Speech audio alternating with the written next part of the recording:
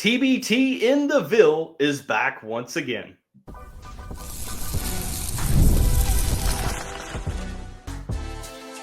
You are Locked On Louisville, your daily podcast on the Louisville Cardinals.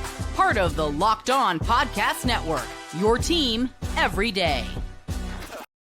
Card Nation, what's going on, everyone? Welcome into this shortened bonus episode of the Locked On the Louisville podcast. I'm your host, Dalton Pence. This is my fifth year covering U of L, third year hosting this show, and I want to take the time to thank you all for making us your first listen of the day. Just a reminder, Locked On Louisville, free and available on all streaming services 5 days a week, your team every day. The U of L alumni-based the Ville TBT squad is back in the tournament for another season. 64 teams, 8 regions, one winner take all of that $1 million prize. This might be the Cardinals alumni's best team yet.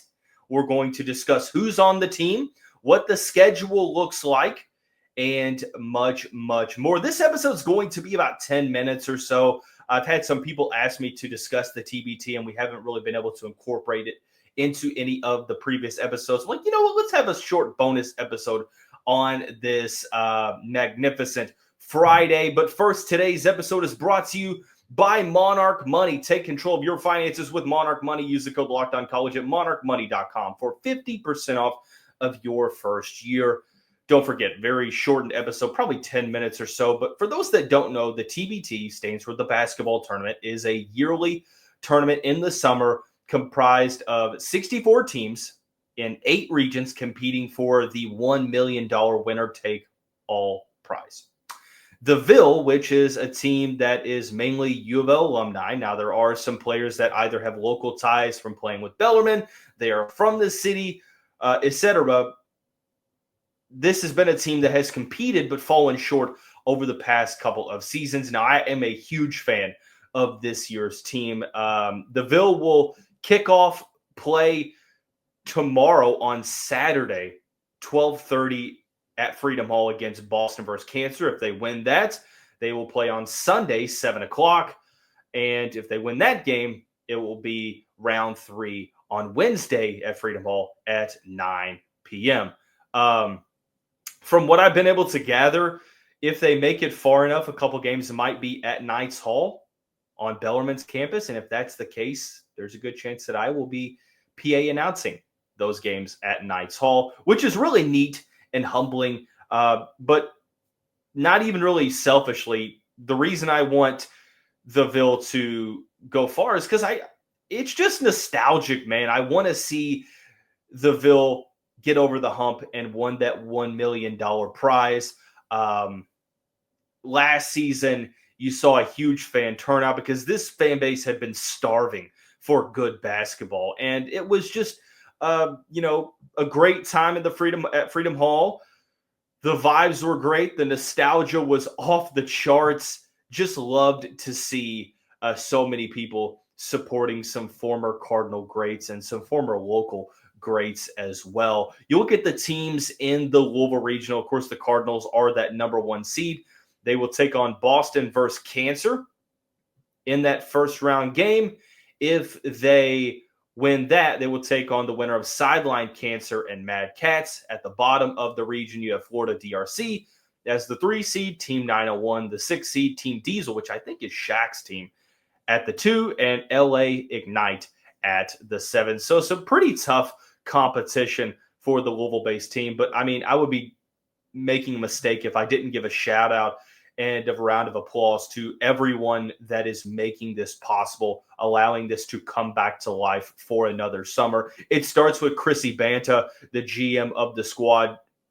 Her and her team are doing a fantastic job, whether it's in the spotlight or behind the scenes. Thank you to her and her team for being able to make this possible for us to watch, being able to bring in the players that they brought in. I'm going to name the people who have had a hand in making this possible: Cameron Tapp, Chase Rechtenwald, Cole McKeel, David Hendren, Jeremy Kipnis, Keith Otto, Mark Lieberman, Matthew Hanley, Michael Baffor, Mike Stone, Ryan Steger, Stephen Rummage, Tyler Chong, and Tyson LaFramboise. I think it's LaFramboise, if I'm not mistaken. But thank you to all of those names, and many more that are making this even possible. But looking at the squad is the best that it has been. Like, you have a steady amount of returning alumni. Shane Behannon is playing in this.